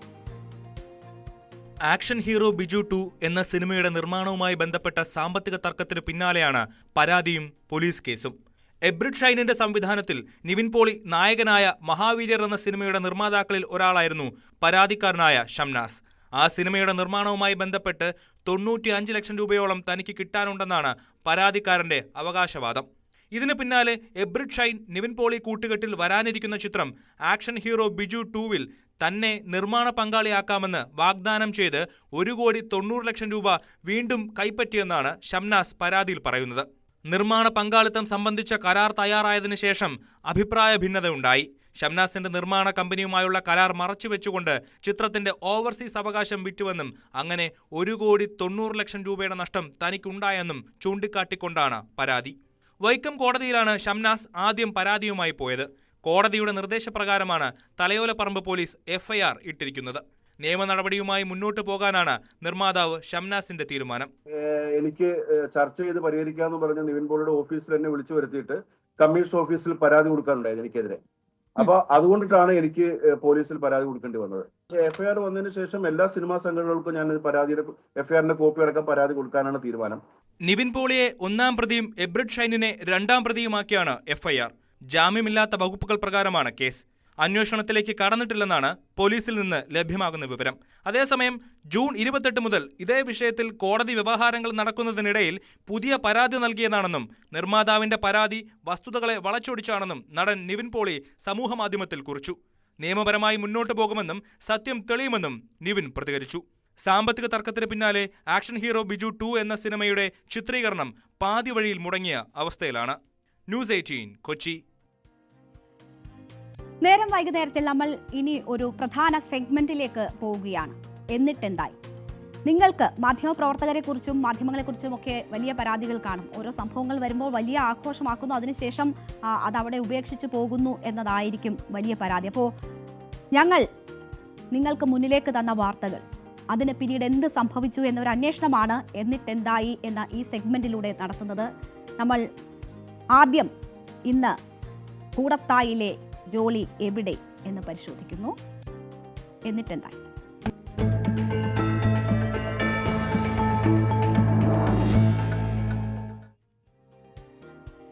ഭക്ഷണത്തിൽ സയനൈഡ് കലർത്തി നൽകി ഉറ്റവരെ കൊന്നൊടുക്കിയ ജോളിയുടെ കഥ നമ്മൾ മറക്കില്ല. കാരണം കേരളം ഇത്രമാത്രം ഞെട്ടിയ മറ്റൊരു സംഭവം ഉണ്ടാകില്ല. ഇടവേളകളിൽ ഏറ്റവും ഉറ്റവരായ അടുത്ത ബന്ധുക്കളെ സയനൈഡ് നൽകി കൊലപ്പെടുത്തുന്നു. അതും പ്രതി ഒരു സ്ത്രീ. ആ രീതിയിൽ കേരളം ഞെട്ടിയ, ചർച്ച ചെയ്ത ഒരു കേസാണ് കൂടത്തായിലെ ജോളിയുടെ കുറ്റകൃത്യങ്ങളുടെ കഥ. 6 വർഷം പിന്നിടുമ്പോൾ ജോളി ജയിലിലാണ്. അവിടെ ജോളി ഉണ്ടായിരുന്ന ഈ കുറ്റകൃത്യങ്ങൾ നടന്ന കൂടത്തായിലെ പൊന്നാമറ്റം വീടിന് എന്ത് സംഭവിച്ചു? അവിടെ ഇപ്പോൾ ആരൊക്കെയാണുള്ളത്? അവർ എന്ത് ചെയ്യുന്നു? ജോളിയെ അവർ മറന്നോ? ജോളിയുടെ ഓർമ്മകൾ പോലും ഇല്ലാത്ത വിധം പൊന്നാമറ്റത്തെ ആ വീട് എങ്ങനെ മാറിയിരിക്കുന്നു എന്ന് കാണാം. MS അനീഷ് കുമാറിന്റെ റിപ്പോർട്ടിലേക്ക്.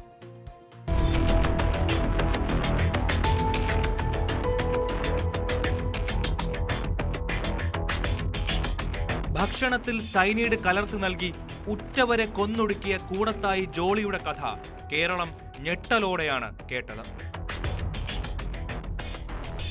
ജോളി ജയിലിലായി 6 വർഷങ്ങൾ കഴിയുമ്പോൾ വലിയ മാറ്റങ്ങളാണ് കൂടത്തായിയിലെ പൊന്നാമറ്റം വീടിനും ജോളിയോട് ചേർന്ന് നിന്നവരുടെ ജീവിതത്തിനും സംഭവിച്ചിരിക്കുന്നത്.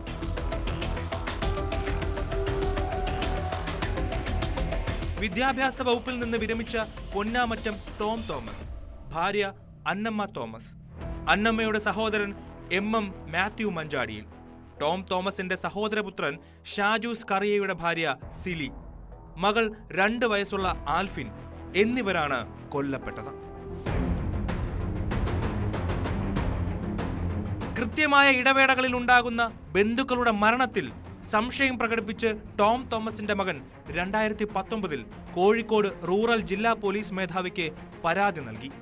സ്വത്ത് തർക്കമാവാം പരാതിക്ക് കാരണമെന്ന് ചൂണ്ടിക്കാട്ടി അന്വേഷണം മുന്നോട്ടു പോയില്ല. KG സൈമൺ ജില്ലാ പോലീസ് മേധാവിയായി എത്തിയതോടെ പരാതിയിൽ കഴമ്പുണ്ടെന്ന് കണ്ടെത്തുകയും മരണങ്ങൾ കൊലപാതകമെന്ന് സ്ഥിരീകരിക്കുകയുമായിരുന്നു. കല്ലറകൾ തുറന്ന് മൃതദേഹങ്ങൾ തുറന്നെടുത്തതിന് പിന്നാലെ ജോളിയുടെ കൈകളിൽ വിലങ്ങു വീണു.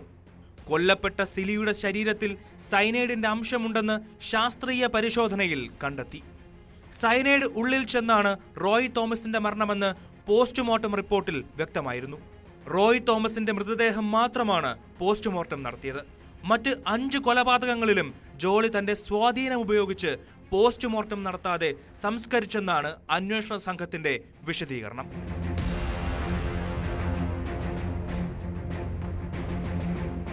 ജോളിക്ക് സൈനൈഡ് എത്തിച്ചു നൽകിയ ബന്ധു മഞ്ചാടിയിൽ MS മാത്യു, സ്വർണ്ണപ്പണിക്കാരനായ പ്രജികുമാർ എന്നിവരും അറസ്റ്റിലായി.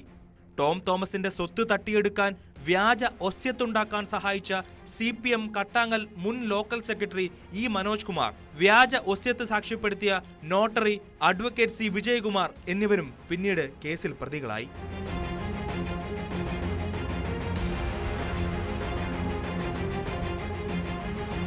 ജോളിക്കെതിരായ കേസുകളിൽ വിചാരണ തുടരുകയാണ്. ജോളിയുടെ അഭിഭാഷകനായ BH ആളൂരിന്റെ മരണത്തോടെ വിചാരണയുടെ വേഗം കുറഞ്ഞിട്ടുണ്ട്. ജോളിയുടെ ഭർത്താവ് ഷാജു സ്കറിയയ്ക്ക് അടുത്തിടെ ജോളിയിൽ നിന്ന് വിവാഹമോചനവും ലഭിച്ചു.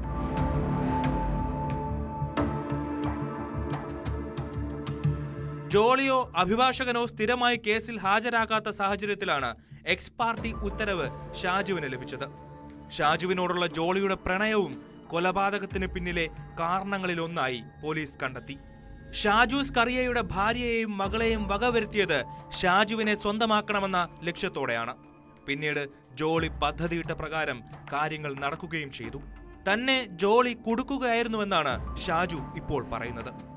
വിവാഹബന്ധം ഒഴിവാക്കിയതിൽ ആശ്വാസമുണ്ടത്രേ.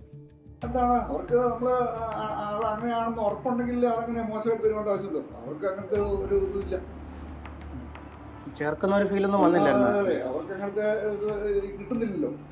ഉണ്ടെങ്കിലേ കിട്ടുള്ളൂ, ഇല്ലല്ലോ. അല്ല, അങ്ങനെ ഒരു ഇൻവോൾവ്മെന്റും അല്ലേ? ഇൻവോൾവ്മെന്റ് അവർക്ക് സാറ് ചിന്തിക്കാൻ കാര്യമില്ലുള്ളൂ. രണ്ടാം കല്യാണം കഴിക്കുന്നുള്ള ഇത് മാത്രമേ സംഭവിച്ചുള്ളൂ.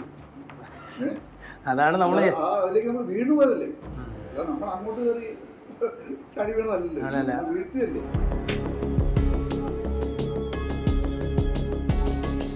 ജോളി ജയിലിലായി 6 വർഷം കഴിയുമ്പോൾ പൊന്നാമറ്റം വീട്ടിലും വലിയ മാറ്റങ്ങളുണ്ട്. വർഷങ്ങളായി കാടുപിടിച്ചു കിടന്ന വീടിന്റെ നവീകരണ പ്രവർത്തനങ്ങൾ അടുത്തിടെ പൂർത്തിയാക്കി. വീടിന്റെ പെയിന്റ് റോസിൽ നിന്ന് വെള്ളയാക്കി മാറ്റി. ജോളിയുടെ ഓർമ്മകൾ വീണ്ടും എത്താതിരിക്കാൻ വീട്ടിലെ ഫർണിച്ചറുകൾ പോലും മാറ്റിക്കളഞ്ഞതായി അയൽവാസികൾ പറയുന്നു. ജോളിയുടെ മകന്റെ വിവാഹം കഴിഞ്ഞ ദിവസമാണ് നടന്നത്. വിവാഹശേഷം വധൂവരന്മാർ വിദേശത്തേക്ക് പോവുകയും ചെയ്തു. അവള് പോയതിനു ശേഷം വീടൊക്കെ പെയിൻ്റൊക്കെ മാറ്റി, പുതിയ പെയിൻറ്റൊക്കെ കഴിഞ്ഞ്, ഇപ്പോൾ മോനെ കല്യാണമൊക്കെ കഴിഞ്ഞ്, കല്യാണം കഴിയുന്ന ഒരു 4 ദിവസമൊക്കെ ഇവിടെ നിന്ന് വരും. തിരിച്ചു പോയി കഴിഞ്ഞാൽ ഇവിടെ ഉണ്ടായിരുന്നു പറയുന്നിട്ട് ഞാൻ കണ്ടിട്ടില്ല. ഇവിടെ വരലുണ്ട്, പിന്നെ ജോലി ഭർത്താവിന് അന്യ വരലുണ്ട്, പിന്നെ അപ്പങ്ങൾ വരലുണ്ട്. എല്ലാവരും കുറച്ച് ദിവസം ഇവിടെ വന്ന് താമസാക്കും, പിന്നെ അവരങ്ങ് തിരിച്ചു പോകും. നമ്മളാ ചെയ്തെന്ന് ഓർത്തപ്പോൾ അങ്ങ് പെട്ടെന്ന് ഞെട്ടാതിരിക്കുമോ. പിന്നെ സാറിനെ ടീച്ചറെ അവളെ ഭർത്താവിനെ കോള് കൊണ്ടുപോയെന്ന് കേട്ടപ്പോൾ പെട്ടെന്ന് എല്ലാവർക്കും ഷോക്കായിപ്പോയി. പെട്ടെന്ന് കേട്ടപ്പോൾ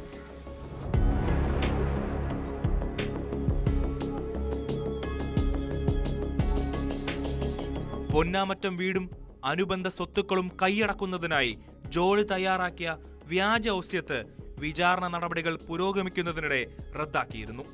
ടോം തോമസിന്റെ മക്കൾക്കും കൊച്ചുമക്കൾക്കുമടക്കം തുല്യ അവകാശമാണ് സ്വത്തുക്കളിലുള്ളത്. സ്വത്ത് തട്ടിയെടുക്കാൻ കേരളത്തിൽ നടന്ന ഏറ്റവും ആസൂത്രിതമായ കൂട്ടക്കൊലപാതകങ്ങളിൽ ആണ് ജോളിയുടെ നേതൃത്വത്തിൽ നടന്നത്. എന്തായാലും ജോളിയുടെ ഓർമ്മകൾ പോലും ബാക്കി വെക്കാതിരിക്കാൻ ആ വീട്ടുപകരണങ്ങളെല്ലാം മാറ്റിയിരിക്കുകയാണ്. ജോളി കുടുക്കിയതാണ് എന്ന് ഭർത്താവ് പറയുന്നു. ഭർത്താവിന് വിവാഹമോചനം അനുവദിച്ചു. എന്തായാലും വിചാരണ നടപടികൾ BA ആളൂരിന്റെ മരണത്തോടുകൂടി ഇപ്പോൾ മുടങ്ങിയിരിക്കുന്നു. വിചാരണ നടപടികൾ ഇപ്പോൾ ഇഴയുകയാണ്. എന്താണ് ഈ കൂട്ടക്കൊലപാതകങ്ങൾക്ക് ജോളിക്ക് ലഭിക്കാൻ പോകുന്ന ശിക്ഷ എന്ന ആകാംക്ഷ ഇപ്പോഴും ബാക്കിയാവുകയാണ്. ഇതാണ് കൂടത്തായിയിൽ ഈ 6 വർഷത്തിനിടെ പിന്നീട് സംഭവിച്ച കാര്യങ്ങൾ. നമ്മൾ നേരം വൈകുന്നേരത്തിലെ യാത്ര തുടരും. ചെറിയൊരു ഇടവേളയ്ക്ക് ശേഷം.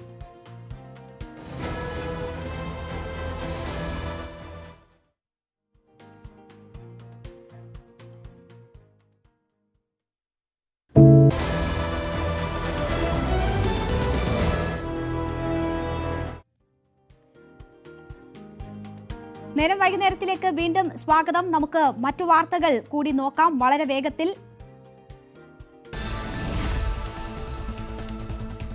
നിമിഷപ്രിയയുടെ മോചനം സംബന്ധിച്ച നടപടികൾ കൂടുതൽ സങ്കീർണമാകുന്നു. ദയാധനം സ്വീകരിക്കില്ലെന്ന കടുത്ത നിലപാടിൽ തലാലിന്റെ കുടുംബം. വധശിക്ഷ നടപ്പാക്കണമെന്ന നിലപാടിൽ തലാലിന്റെ സഹോദരൻ ഉറച്ചു നിൽക്കുന്നു.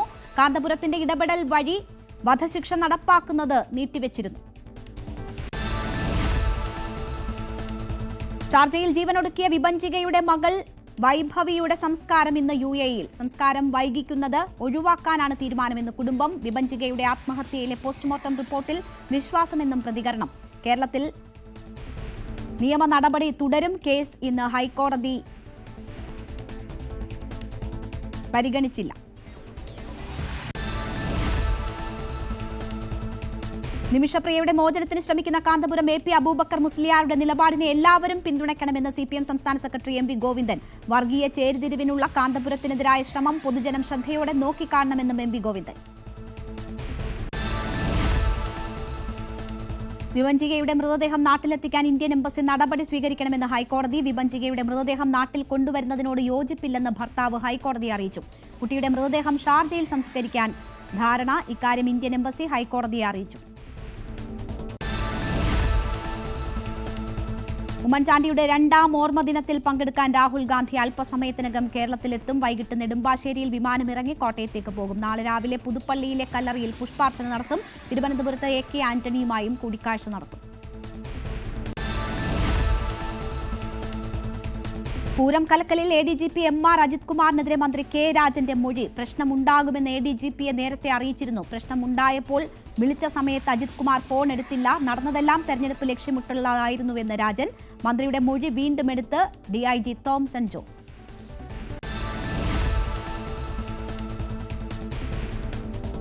നവകേരള സദസ്സിനുള്ള യാത്രക്കിടയിലെ രക്ഷാപ്രവർത്തന പരാമർശത്തിൽ മുഖ്യമന്ത്രിക്കെതിരായ കോടതി നടപടിക്ക് സ്റ്റേ.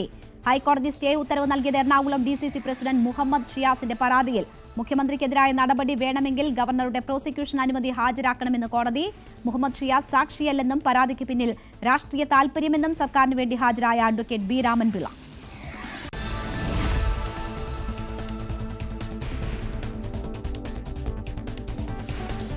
സർവകലാശാലകളിലെ ഭരണ പ്രതിസന്ധി പരിഹരിക്കാൻ ചർച്ചകൾക്ക് വഴി തുറന്ന് സർക്കാർ. താൽക്കാലിക VC നിയമനത്തിനായി 2 ദിവസം കാത്തിരിക്കുമെന്ന് ഉന്നത വിദ്യാഭ്യാസ മന്ത്രി ഡോക്ടർ R ബിന്ദു. സർക്കാരിന് പിടിവാശിയില്ല. തീരുമാനമുണ്ടായില്ലെങ്കിൽ ഗവർണറുമായി ആശയവിനിമയം നടത്തും. വീണ്ടും കേരള സർവകലാശാല ആസ്ഥാനത്തെത്തി രജിസ്ട്രാർ ഡോക്ടർ KS അനിൽകുമാർ.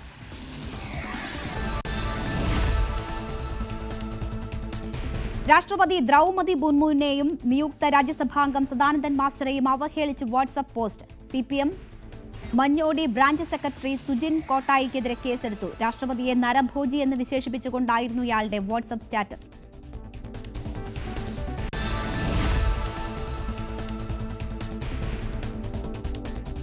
രാജ്യസഭാംഗമായി തന്നെ നാമനിർദ്ദേശം ചെയ്തപ്പോൾ ഉയർന്ന കലപിലകൾ അർഹിക്കുന്ന അവജ്ഞയോടെ തള്ളുന്നുവെന്ന് C സദാനന്ദൻ. ഫേസ്ബുക്കിലിട്ട കുറിപ്പിലാണ് പ്രതികരണം. ഈ മാസം 21-ന് MP-ആയി സത്യപ്രതിജ്ഞ ചെയ്യുമെന്നും കുറിപ്പ്.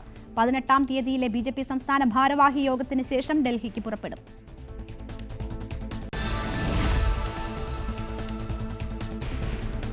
വയനാട് ചൂരൽമല ദുരന്തത്തിൽപ്പെട്ടവർക്കുള്ള പുനരധിവാസ ഫണ്ട് യൂത്ത് കോൺഗ്രസും മുസ്ലിം ലീഗും ദുരുപയോഗം ചെയ്തെന്ന് എം വി ഗോവിന്ദൻ. യൂത്ത് കോൺഗ്രസും ലീഗും പിരിച്ചെടുത്ത തുക സംസ്ഥാന സർക്കാരിന് കൈമാറിയില്ല. അതിനർത്ഥം അതിൽ നിന്നും കൈയിട്ട് വാരാനാണ് എന്ന് ഇപ്പോൾ തെളിഞ്ഞെന്നും CPM സംസ്ഥാന സെക്രട്ടറി. മുസ്ലിം ലീഗ് ഭരിക്കുന്ന മണ്ണാർക്കാട് നഗരസഭയുടെ ചടങ്ങിൽ മുഖ്യ അതിഥിയായതിനു പിന്നാലെ PK ശശിയുടെ രാഷ്ട്രീയ ചുവടുമാറ്റം സംബന്ധിച്ച അഭ്യൂഹങ്ങൾ ശക്തം. പാലക്കാട് CPMലെ ആഭ്യന്തര പ്രശ്നങ്ങൾ മുതലെടുക്കാൻ കോൺഗ്രസ് നീക്കങ്ങൾ തുടങ്ങി. PK ശശിയടക്കം CPMലെ അസ്വസ്ഥരെ സ്വാഗതം ചെയ്യുകയാണെന്ന് VK ശ്രീകണ്ഠൻ ന്യൂസ് 18നോട് പറഞ്ഞു. എന്നാൽ കോൺഗ്രസിലേക്ക് പോകുമോ എന്ന ചോദ്യം ഇപ്പോൾ അപ്രസക്തമെന്നായിരുന്നു PK ശശിയുടെ മറുപടി. CPMൽ താൻ സ്വസ്ഥനാണെന്നും PK ശശി ന്യൂസ് 18നോട് പറഞ്ഞു. CPM ജില്ലാ കമ്മിറ്റിയിൽ വിഭാഗീയത. കഴക്കൂട്ടം CPM ഏരിയ കമ്മിറ്റിയിൽ പൊട്ടിത്തെറി. ഏരിയ കമ്മിറ്റി അംഗം മേടയിൽ വിക്രമൻ രാജിവെച്ചു.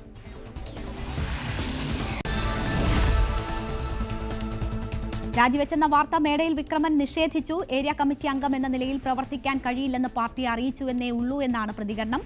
ചില സന്ദർഭങ്ങളിൽ ചുമതല ഏറ്റെടുക്കാൻ കഴിയാതെ വരുമെന്നും മേടയിൽ വിക്രമൻ ന്യൂസ് 18നോട് പറഞ്ഞു.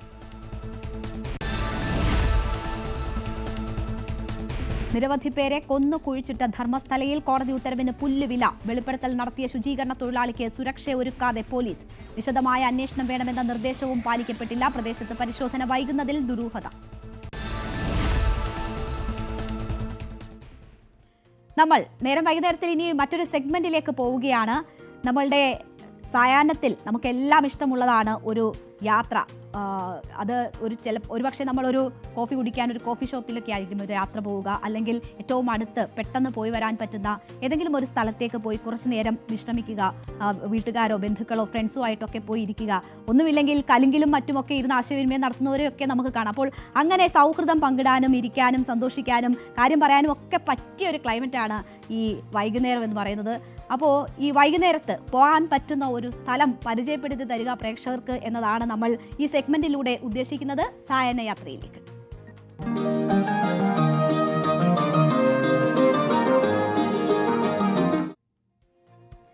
നമ്മുടെ ആദ്യ യാത്ര കോട്ടയം ജില്ലയിൽ നിന്ന് ആരംഭിക്കുകയാണ്. ഞങ്ങളുടെ പ്രതിനിധി ശ്രീജിത്താണ് ഈ യാത്ര നടത്തുന്നത്. എന്തായാലും കോട്ടയം ജില്ലയിലെ ഏറ്റവും പൊക്കമുള്ള വെള്ളച്ചാട്ടം അവിടേക്കാണ് നമ്മൾ പോകുന്നത്. അത് പെട്ടെന്ന് പോയി വരാൻ പറ്റുമെന്ന് വെച്ചാൽ ശ്രീജിത്തിന് പെട്ടെന്ന് പോയി വരാൻ പറ്റും, കോട്ടയം ജില്ലയിലുള്ളവർക്ക് പെട്ടെന്ന് പോയി വരാൻ പറ്റും, മറ്റുള്ളവർക്ക് കോട്ടയത്ത് എത്തുമ്പോൾ വൈകിട്ട് പോകാൻ പറ്റും. എന്തായാലും അരുവിക്കച്ചാലിലെ വെള്ളച്ചാട്ടത്തിലേക്കാണ് ആ സുന്ദരമായ കാഴ്ചകൾ കണ്ടതിന് ശേഷം നമുക്ക് തിരിച്ചെത്താം.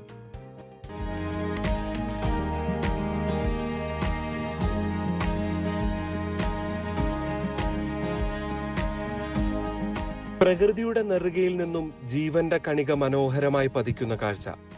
വെള്ളച്ചാട്ടങ്ങൾ വീഴുന്നത് മനുഷ്യന്റെ മനസ്സിലേക്കാണ്. അങ്ങനെ മനം കവരുന്ന ഒന്നാണ് കോട്ടയം ജില്ലയിലെ ഏറ്റവും വലിയ വെള്ളച്ചാട്ടമായ അരുവിക്കച്ചാൽ.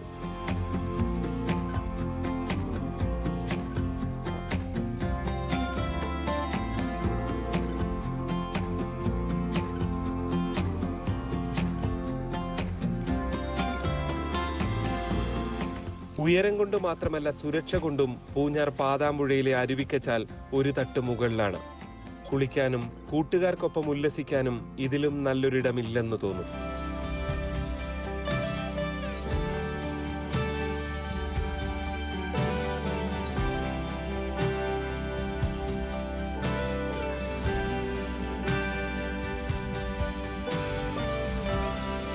പൂഞ്ഞാറിന്റെ ടൂറിസം വികസനവുമായി ബന്ധപ്പെട്ട് വലിയൊരു പങ്കുവഹിക്കാൻ കഴിയുന്ന ഒരു ഡെസ്റ്റിനേഷനാണ് അരുവിക്കച്ചാൽ വെള്ളച്ചാട്ടം. ടൂറിസം ഡിപ്പാർട്ട്മെന്റിന്റെ അൺസീൻ കോട്ടയം എന്ന ടൂറിസം ബ്രോഷറിൽ അരുവിക്കച്ചാൽ ടൂറിസത്തെ 2 പതിറ്റാണ്ട് മുമ്പ് തന്നെ വിശദീകരിച്ചിരിക്കുന്നത് ഹയസ്റ്റ് വാട്ടർഫോൾ ഇൻ കോട്ടയം എന്നാണ്. നമ്മളതിനെ സേഫസ്റ്റ് വാട്ടർഫോൾ എന്നുകൂടി വ്യാഖ്യാനിക്കുന്നുണ്ട്. ഇതുവരെ ഒരു അപകടം ഉണ്ടാവാത്ത മനോഹരമായ ഒരു വെള്ളച്ചാട്ടമാണിത്. വെള്ളച്ചാട്ടം നല്ല അടിപൊളിയായിട്ടുണ്ട്. അതുകൊണ്ടാണ് നമ്മൾ ഇങ്ങോട്ടേക്ക് വന്നത് തന്നെ. എന്താ പറയുക, വരാനും എൻജോയ് ചെയ്യാൻ പറ്റിയ സ്ഥലം തന്നെയാണ്. പിന്നെ വരിക എന്നുള്ളതാണ്, കണ്ടുപിടിച്ച് വരിക എന്നുള്ളതാണ്, അറിഞ്ഞു വരിക എന്നുള്ളതാണ് ഇമ്പോർട്ടൻസ് എന്ന് പറയുന്നത്. ഇവിടെ ഇപ്പം നിലവിൽ അടുത്തുള്ള ആൾക്കാർക്ക് മാത്രമേ അറിയത്തുള്ളൂ. പക്ഷേ ഇവിടെ വന്നു കഴിഞ്ഞാൽ നമുക്ക് മനസ്സിലാവും നിലവിലുള്ളതിലേക്കും വെച്ചിട്ട് എന്താ പറയുക ഏറ്റവും വലിയൊരു വെള്ളച്ചാട്ടം തന്നെ, മീൻസ് കോട്ടയം ജില്ലയിൽ വെച്ചിട്ട് ഒരു വലിയ വെള്ളച്ചാട്ടം തന്നെ ഇവിടെ ഉള്ളത്. ഞങ്ങൾ വന്ന് കുറച്ച് മുമ്പാണെങ്കിൽ കുറച്ചുകൂടെ വെയിലും ഉണ്ടായിരുന്നു. ആ സമയത്ത് ഇതിനേക്കാൾ നല്ല മനോഹരമായിരുന്നു. ഒരു റെയിൻബോ എഫക്റ്റ് പോലെ നമുക്ക് കാണാനും എല്ലാം പറ്റുമായിരുന്നു. ഇപ്പം മഴ വന്ന് കുറച്ചൊന്ന് മൂടി. പാതാമ്പുഴ ഇന്ന് വളർച്ചയുടെ പാതയിലാണ്. പുതിയ റോഡുകൾ വരുന്നു. സന്നദ്ധ സംഘടനയായ ഭൂമികയുടെ നേതൃത്വത്തിൽ മര്യാദകളുടെ ടൂറിസം എന്ന ക്യാമ്പയിനോടുകൂടി സഞ്ചാരികളെ സഹായിക്കുന്നതിനു വേണ്ടിയുള്ള പദ്ധതികളുമുണ്ട്. പൂഞ്ഞാറിന്റെ പൊതുവിലുള്ള ടൂറിസത്തെ മര്യാദകളുടെ ടൂറിസം എന്ന ഒരു മുഖമുദ്രയോടുകൂടി പൂഞ്ഞാർ ടൂറിസം പെർസ്പെക്റ്റീവ് പ്രവർത്തിപ്പിക്കുന്നുണ്ട്. അതിന്റെ ഭാഗമായി ടൂറിസം ഡെസ്റ്റിനേഷനുകളിൽ ഭൂമികയുടെ നേറ്റീവ് വിൻഡോകൾ, നാട്ടുപച്ചകൾ പ്രവർത്തിപ്പിച്ച് അവിടുത്തെ വിൻഡോ മാനേജർമാർ വരുന്ന സഞ്ചാരികൾക്ക് ആവശ്യമായ മാർഗനിർദ്ദേശങ്ങൾ നൽകുന്ന ഒരു രീതിയാണ് അനുവർത്തിക്കുന്നത്. അതുകൊണ്ട് തന്നെയാണ് അരുവിക്കച്ചാൽ പോലെയുള്ള ഈ സ്ഥലത്ത് നൂറുകണക്കിന് ആളുകൾ വന്നു പോകുമ്പോൾ പോലും ഒരു മാലിന്യവും അവശേഷിക്കാത്തത്. മാലിന്യങ്ങൾ ഇടരുത് എന്നുള്ള ബോർഡുകളോ വേസ്റ്റ് ബിന്നുകളോ സ്ഥാപിക്കാത്ത അരുവിക്കച്ചാലിൽ ആളുകൾ മാലിന്യങ്ങൾ ഇട്ടു പോകുന്നില്ല എന്നുള്ളത് നമുക്ക് ഈ മര്യാദകളുടെ ടൂറിസത്തെ കൂടുതൽ വികസിപ്പിക്കാൻ കഴിയും എന്നതിന്റെ ഒരു സാധ്യതയാണ് നമുക്ക് മുന്നിൽ കൊണ്ടുവരുന്നത്. ഇൻസ്റ്റാഗ്രാം റീലുകളിലൂടെ വൈറലായ സ്ഥലം കൂടിയാണ് അരുവിക്കച്ചാൽ. മഴയില്ലെങ്കിലും പാറകളിൽ തട്ടി മഴവിൽ വിരിച്ചെത്തുന്ന വെള്ളത്തുള്ളികൾ സഞ്ചാരികളുടെ മനം നനയ്ക്കുന്നു.